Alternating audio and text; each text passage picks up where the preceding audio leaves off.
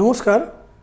আজকে জানাবো যে মানুষ প্রতারণার শিকার কেন হয় বা কোনো ফ্রডের পাল্লায় কেন পড়ে যায় বা কারা কারা ফ্রডের পাল্লায় পড়ে, কোন সময়ে পড়ে, হরোস্কোপের কোন কম্বিনেশন থাকলে মানুষ ধোঁকা খেয়ে যায়, বড় লস, অর্থকষ্ট, অর্থদণ্ড হয়, বাস্তুর কোন নিয়ম লঙ্ঘন করলে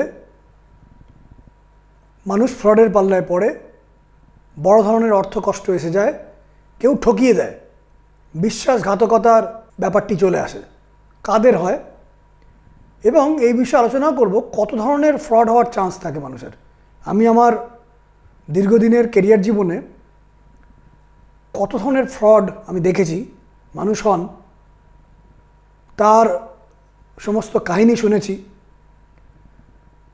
এই প্রসঙ্গে বলি যে মানুষ কোনো বিশেষ প্রতিকারের মাধ্যমে ফ্রড হবেন না এমন কিন্তু বলা যায় না। কোনো প্রতিকার করে দিলাম আপনি জীবনে আর ফ্রড হবেন না এমন কিন্তু নয়। প্রতিটা ক্ষেত্রে মানুষকে সাবধানতা অবলম্বন করতে হয় এবং জ্যোতিষশাস্ত্রে নিউমোলজি অনুযায়ী, বাস্তু অনুযায়ী কাদের ফ্রড হওয়ার চান্স থাকে সেই বিষয়গুলো ভালো করে শুনে নিন। যাদের এই কম্বিনেশন থাকে তারা বিশেষ সতর্ক থাকবেন। কোন কোন দশা বা অন্তর্দশায় মানুষ ফ্রড হওয়ার চান্স থাকে সেটা আমি বলবো। হরোস্কোপের কোন কোন স্থানে কি কম্বিনেশন থাকলে ফ্রড হয় সেটা আমি বলবো। সেই বিষয়গুলো নিয়ে আলোচনা করব। এগুলো থেকে আগে থেকে সতর্ক হয়ে যান। কোন কোন টাইমে আসবে এই ফ্রড হওয়ার চান্স থেকে যায় সেগুলো নিয়ে আলোচনা করব। কিন্তু আমি আবার বলছি, এমন কোনো প্রতিকার নেই যে প্রতিকার করলে আপনি জীবনে ফ্রড হবেন না। তবে এটা বলা যায়, যারা ফ্রড হয়েছেন সেই বিপদ থেকে আপনি কি করে উদ্ধার হবেন। মানে কেউ আপনার ধরুন টাকা আত্মসাৎ করে দিয়েছে, সেই টাকা তো আর পাবেন না, কিন্তু আর্থিক দুরবস্থা থেকে যাতে আপনি কিছুটা সুবিধাযুক্ত জায়গায় পৌঁছন, তার প্রচেষ্টা জ্যোতিষশাস্ত্রের মাধ্যমে করার চেষ্টা করা হয়। প্রথমত বলি কী ধরনের ফ্রড হয়। প্রায় 12-13 ধরনের ফ্রড মানুষ হয় আমি দেখেছি।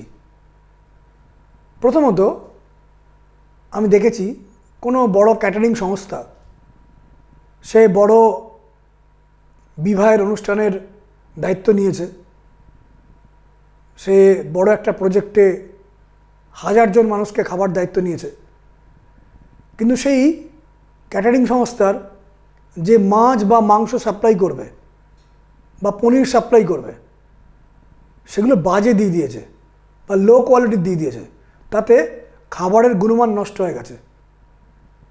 এবং এই খাবারের গুণমান নষ্ট হয়ে যাওয়ার কারণে সেই বিবাহ অনুষ্ঠানটি যারা অতিথিরা যারা খাদ্য গ্রহণ করছেন তারা অসুস্থ হয়ে পড়েছে সেই খাবার খেয়ে, বা খাদ্যের গুণমান নষ্ট হয়ে যাওয়ার কারণে খাদ্যের টেস্ট নষ্ট হয়ে গেছে এবং একটা হ্যাপাসার জায়গা তৈরি হয়েছে, যে কারণে ক্যাটারিং সংস্থার নামটি খারাপ হয়ে গেল। সেখান থেকে ফ্রড এবং তার থেকে তার বিজনেসটি নষ্ট হয়ে গেল। আমি এরকম দেখেছি, বড় একটি ইলেকট্রনিক্সের দোকান,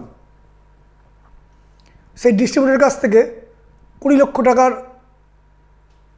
ইলেকট্রনিক্সের গুডস নিয়েছেন, দোকানে পরবর্তীকালে ধীরে ধীরে বিক্রি হবে।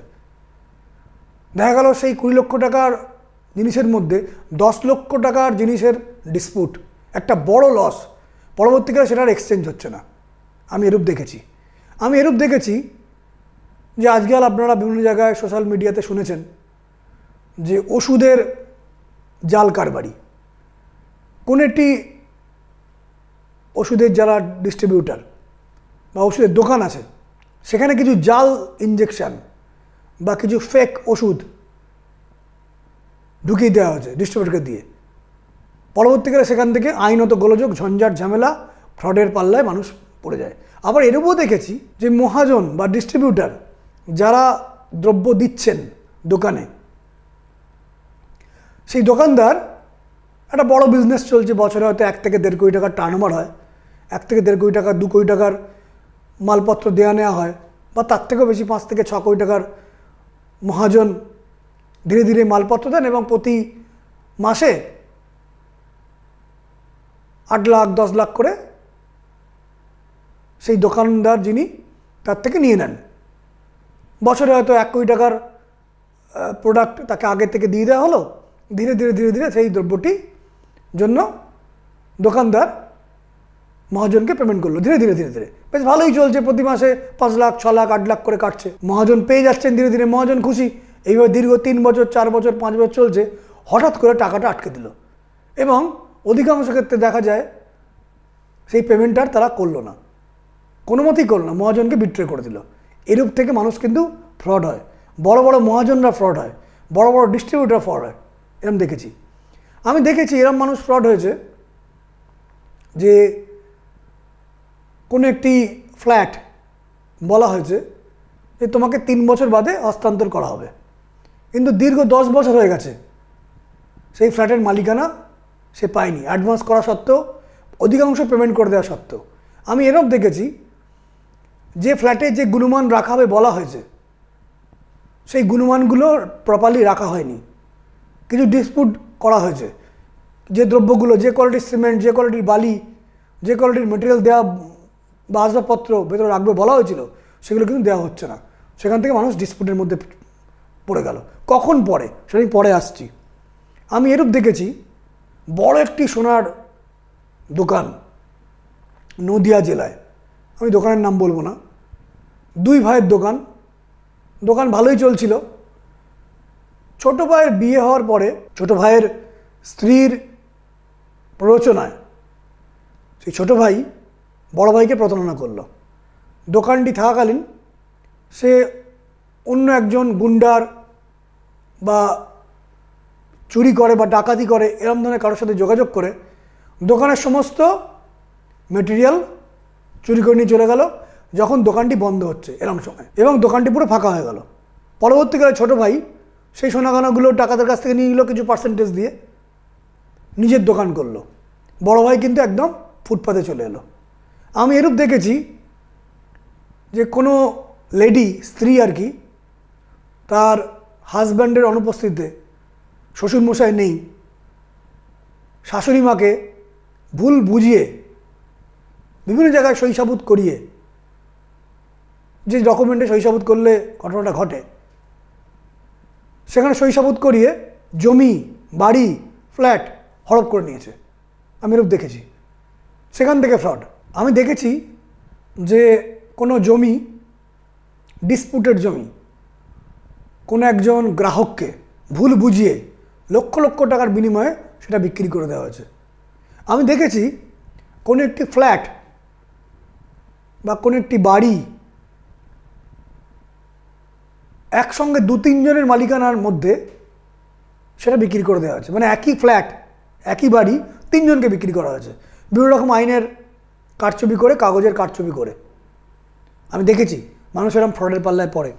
আমি দেখেছি মানুষ নামি জায়গা থেকে গহনা কিনলে অনেক খরচ পড়ে যাবে চিন্তা করে অনামি কোনো জায়গা থেকে সোনার গহনা কিনলেন, সেখানে সোনার গহনা থেকে সোনার গহনা প্রপার নয়, সোনা তাকে দেওয়া হয়নি, ফেক সোনার মতো কিছু দেওয়া হয়েছে, সেখান থেকে ফ্রড হয়ে গেছে।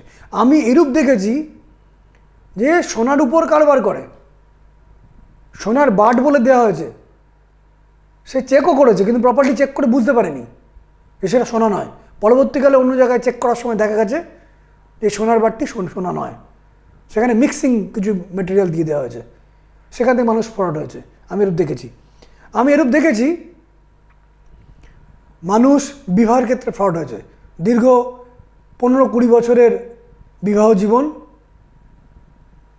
এবং স্বামী স্ত্রী মোটামুটি ভালোই চলছিল সম্পর্ক, স্ত্রী নাটক করে চলছিলেন, স্ত্রী তার সন্তানের টিচারের সাথে গোপনে প্রেম করে পরবর্তীকালে স্বামীর বাড়িতে থাকা সোনা গয়না, কিছু টাকা পয়সা, ইম্পর্টেন্ট জিনিস সমস্তগুলো হাতিয়ে স্বামীকে ফ্রড করে চলে গেছে।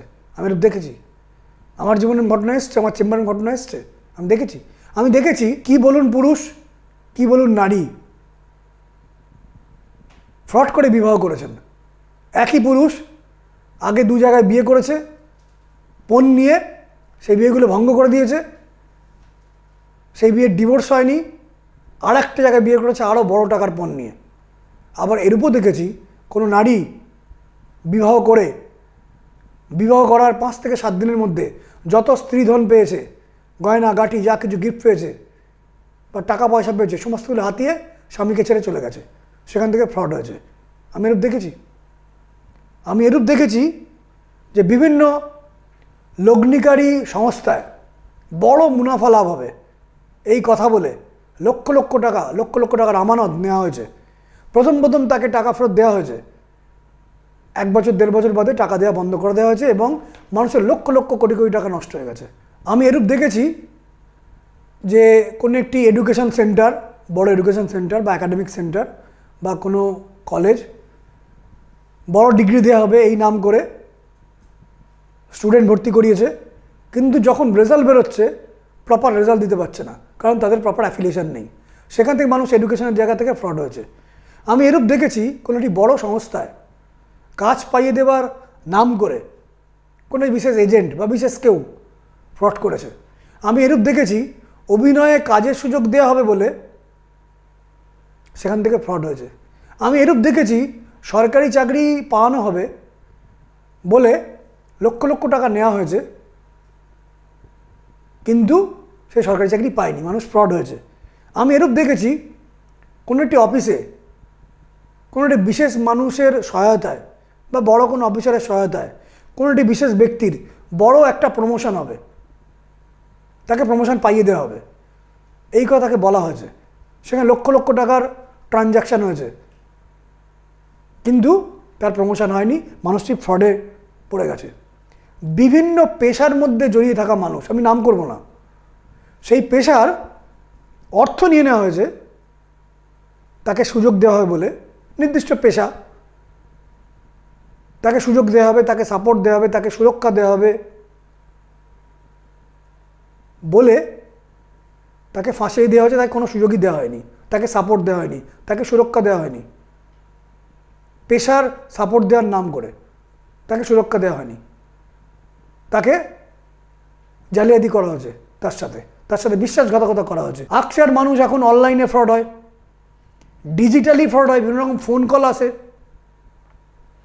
সেখানে বিভিন্ন রকম সংস্থার নাম করে তার সাথে কথাবার্তা বলা হয়, মানুষ ভয় পেয়ে যায়, অর্থ দিয়ে ফেলে বা ওটিপি নাম্বার শেয়ার করে দেয় বা পিনকোড শেয়ার করে দেয় বা কোনো একটি জায়গায় ক্লিক করে দেয়, যেখানে মেসেজ এলো মেসেজে ক্লিক করে দিল ভুল করে, বা বলা হলো ফোনেতে বলা হলো যে বিশিষ্ট সংস্থার নাম থেকে তোমার ফোনটি আজকে বন্ধ হয়ে যাবে, বা এরকমও অনেক সময় বলা হয় তোমার ইলেকট্রিক কারেন্ট বন্ধ করে দেওয়া হবে। তো ইলেকট্রিক কারেন্ট বন্ধ করে দেওয়ার নয়, মানুষ ভয় পেয়ে যায়, তখন ওটিপি শেয়ার করে দেয়, সেখান থেকে বড় ট্রানজ্যাকশানে মানুষ বিপদে পড়ে যায়, লক্ষ লক্ষ টাকা মানুষের ক্ষয়ক্ষতি হয়ে যায়। আমি এরূপ দেখেছি বাড়ির কাজের লোক, দীর্ঘদিনের বিশ্বাসযোগ্য, তার উপর দায়িত্ব দিয়ে বাড়ি থেকে 4 দিন বা 5 দিনের জন্য যাওয়া হয়েছে, সে অন্য কোনো চোর বা ডাকাতকে যোগাযোগ করে বাড়ি থেকে সমস্ত দামি গয়না, অর্থ সম্পত্তি সমস্ত লোপাট করে দিয়েছে, মানুষ ফ্রডের মধ্যে পড়ে গেছে। আমি এরূপ দেখেছি কোনো একটি ড্রাইভার তার সন্তানকে স্কুলে দিয়ে নিয়ে আসা, টিউশন এগুলো করায়, এই করতে করতে কোনোটি সময় সেই সন্তানকে কোনো জায়গায় আটক করে রাখা হয়েছে, লক্ষ লক্ষ টাকা চাওয়া হয়েছে, সেখান থেকে মানুষ ফ্রডের মধ্যে পড়েছে।